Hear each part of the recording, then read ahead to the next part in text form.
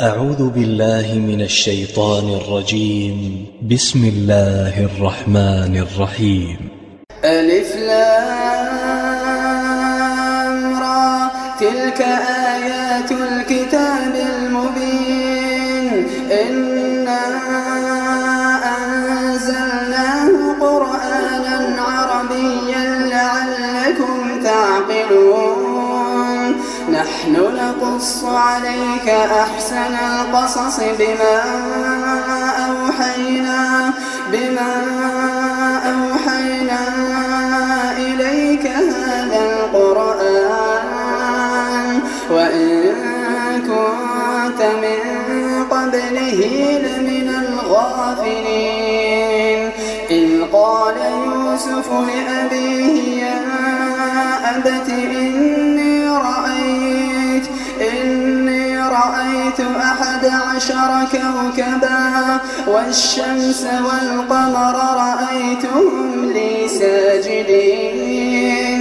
قال يا بني لا تقصص رؤياك على إخوتك فيكيدوا لك كيدا. إن الشيطان للإنسان عدو مبين. وكذلك يجتبيك ربك ويعلمك من تأويل الأحاديث ويتم نعمته عليك وعلى آل يعقوب كما أتمها على أبويك من قبل إبراهيم وإسحاق. إن ربك عليم حكيم. لقد كان في يوسف وإخوته آيات للسائلين. إذ قالوا ليوسف وأخوه أحب إلى أبينا منا ونحن عصبة إن أبانا لفي ضلال مبين. اقتلوا يوسف أو اطرحوه أرضا يخل لكم وجه أبيكم وتكونوا من بعده قوما صالحين. قال قائل منهم لا تقتلوا يوسف وألقوه في غيابة الجب يلتقطه بعض السيارة إن كنتم فاعلين. قالوا يا أبانا ما لك لا تأمنا على يوسف وإنا له لناصحون. أرسله معنا غدا يرتع ويلعب وإنا له لحافظون. قال إني ليحزنني أن تذهبوا به وأخاف أن يأكله الذئب وأنتم عنه غافلون. قالوا لئن أكله الذئب ونحن عصبة إنا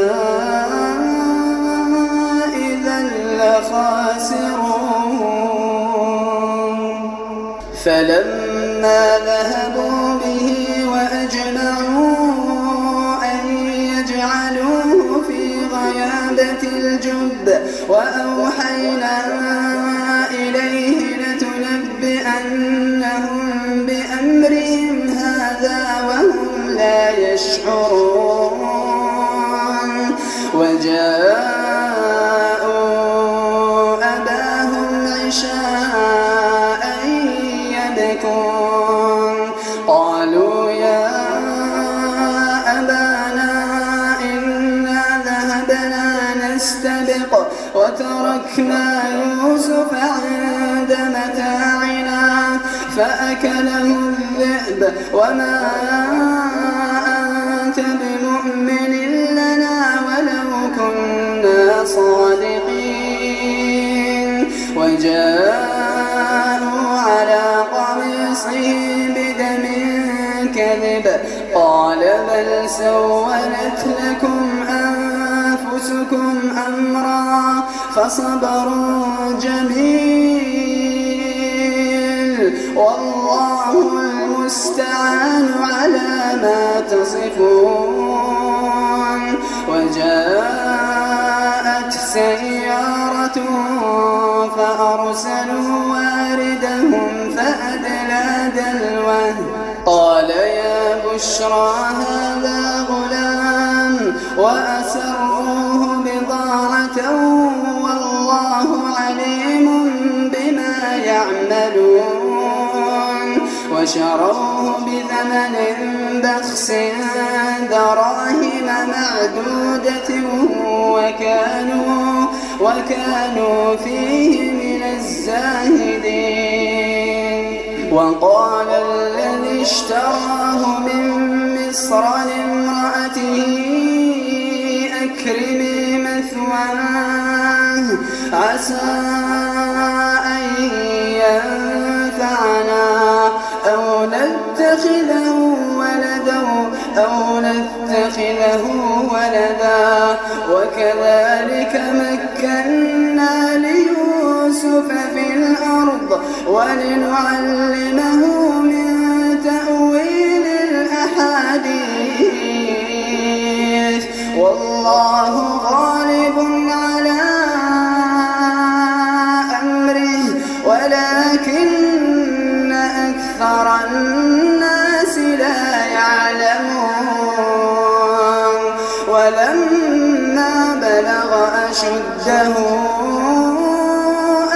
آتيناه حكما وعلما وكذلك نجزي المحسنين. وراودته التي هو في بيتها عن نفسه وغلقت الأبواب وقالت هيت لك قال معاذ الله إنه ربي أحسن مثواي إنه لا يفلح الظالمون. ولقد همت به وهم بها لولا أن رأى برهان ربه كذلك لنصرف عنه السوء والفحشاء إنه من عبادنا المخلصين. واستبق الباب وقدت قميصه من دبر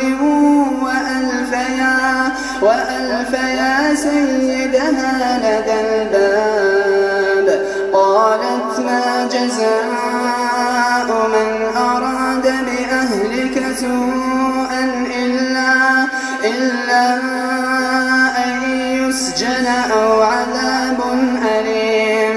قال هي راودتني عن نفسي وشهد شاهد من أهلها إن كان قميصه قد من قبل فصدقت وهو من الكاذبين. وإن كان قميصه قد من دبر فكذبت وهو من الصادقين. فلما رأى قميصه قد من دبر قال إنه من كيدكن إن كيدكن عظيم. يوسف أعرض عن هذا واستغفري لذنبك إنك كنت من الخاطئين. وقالت نسوة في المدينة امرأة العزيز تراود فتاها عن نفسه قد شغفها حبا إنا لنراها في ضلال مبين فلما سمعت بمكرهن أرسلت إليهن وأعتدت لهن متكئا وآتت كل واحدة منهن سكينا وقالت اخرج عليهن فلما رأينه أكبرنه وقطعن أيديهن وقلن حاش لله ما هذا بشرا إن هذا إلا ملك كريم قالت فذلكن الذي لمتنني فيه ولقد راودته عن نفسه فاستعصم ولئن لم يفعل ما آمره ليسجنن وليكونن من الصاغرين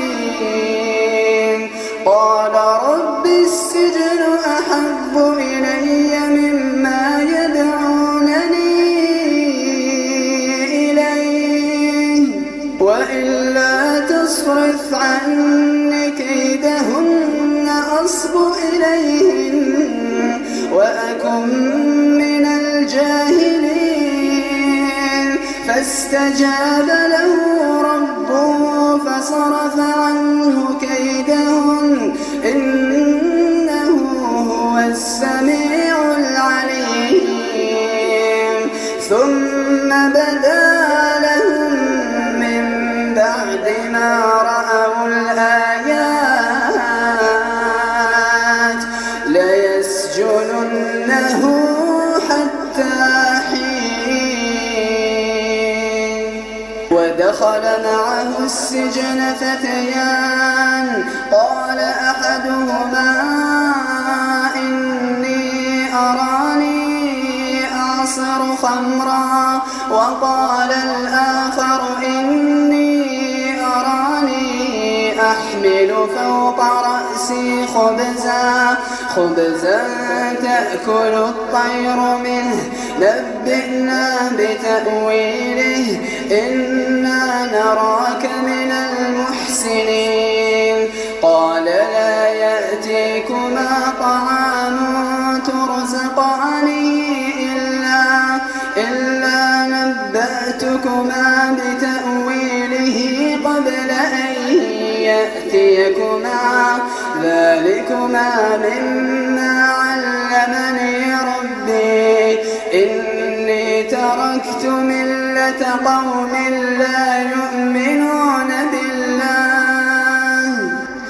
لا يؤمنون بالله وهم بالآخرة هم كافرون واتبعت ملة آبائي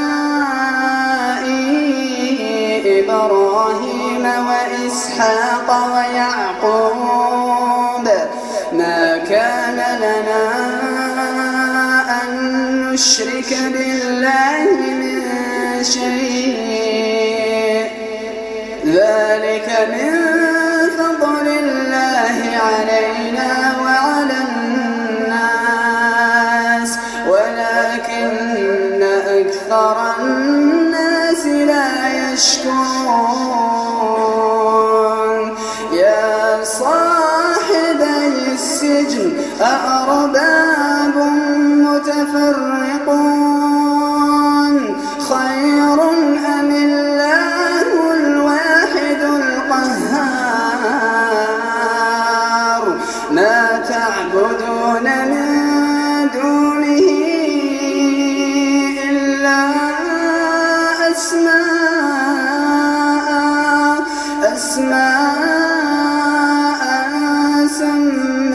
سميتموها